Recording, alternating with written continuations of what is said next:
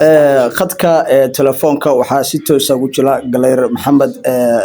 Sayid oo kamid ah qurbo joogta ka soo jeeda deegaanka Ari Cadeeye ee gobolka Sool warbaahinta la soo xiray. Galeyr soo dhawow bal soo xirka warbaahinta salka muxuu ku hayaa Galeyr? Aba ku salaamaya wariye wuxuu ku hayaa xasuuqi ka dhacay dhawaan Ari Cadeeye ay geeseen milashiyadka huwan magaca maamulka waqooyi bari oo ay ku xasuuqeen waayeel caruur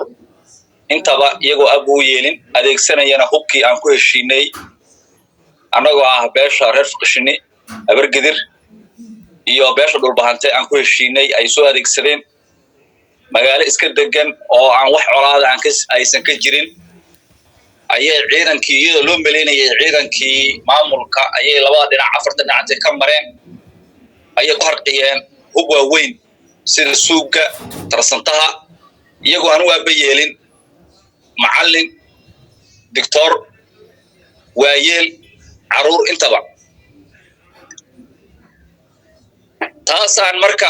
ay daqmisay anagoo kamid ah aqoonyahanada degmada Ari Cadeeye waxaan halkan ugu baaqayaa dhammaan in baaritaan dhab ah lagu sameeyo wixii meesha ka dhacay oo ahayd dil barakicin iyo in la boobo hantidii taalay magaalada taasna ay tahay wax ay isla socdeen dadkii ku soo duulay magaaladaas iyadoo ay ka muuqdeen cadowtinimo iyo cadaawadnimo ay u qabaan deegaanka dhammaan waxaan ugu baaqayaa mas'uuliyiinta ku jirta dhinaca maamulka inay dhammaan iska casilaan xilalkooda dibna loogu heshiiyo oo laga dhigo in maaragtay meeshaasi uu ka dhacay nacayb xasuuq dadka deegaanka degan in iyaguna ay sameeyaan ilala shacab ciidan ilala shacab in la qoro oo deegaankaas uu leeyahay kana ilaaliyaan mujrimiinta inay dib dambe ugu soo laabtaan deegaanka waxaana baaritaan dhab ah lagu sameyn doonaa insha Allah ta'ala wixii meeshaas ka dhacay xasuuqaasi nimankaas ay geysteen waxaan ka maqlay idaacadaha inay leeyihiin abti aan isku nahay oo dadku deegaanku waa abti waa sax dadkana soo weeraray dhammaan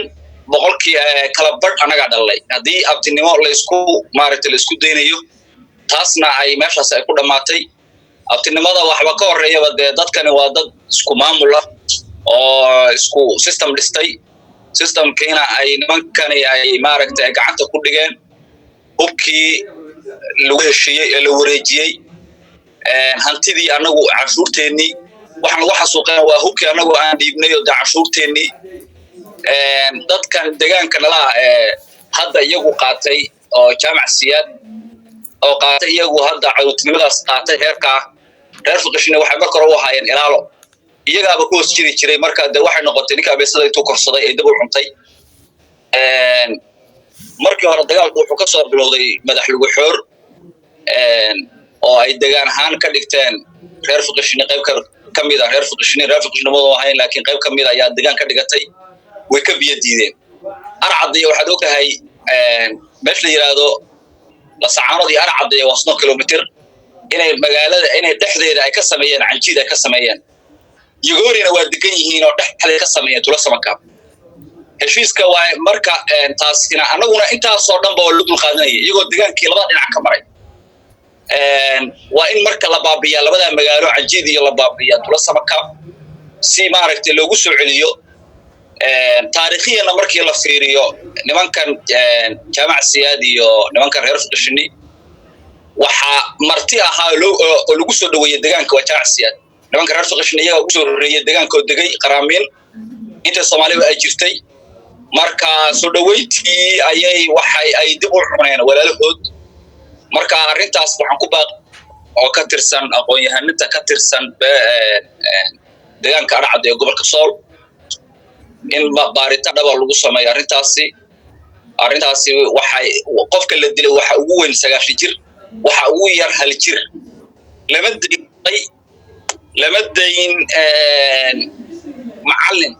wax kasta waa baabiyeen hantidii magaalada taalena waa la qaatay waa la boobay iyadoo magaaladu ay tahay nabad oo warmoog ay tahay waxay yiraahdeen magaalada dad baa lagu dilay kadibna waa la soo weerar صح ومقالة إن عيدا نما لو قلت له إياه كم ده هو صح iyaguna dad bay dileen ay hore u dileen wax soo weeraray ama wax intaasi ay ku qaadatay in la soo weeraro ma aysan dhicin hawshaas waa lagu jiray waxaan ugu baaqayaa dhammaan dadka shacabka ay ku nool Arcadeena waaxigiisa ama nugaal ku nool inay sameystaan ilaalo shacab oo ay maaragtay aysan dib dambe u dhicin qaramada midoobe beesha caalamka cid kasta oo ka geysan karta in baaritaan dhab lagu sameeyo madax bannaan wixii meeshaas ay ka dhacay ayaan ugu baaqayaa waana maasantiin daacadda saad isiiseen aad maasantahay aad kaga macalinaa Saydow insha Allah aad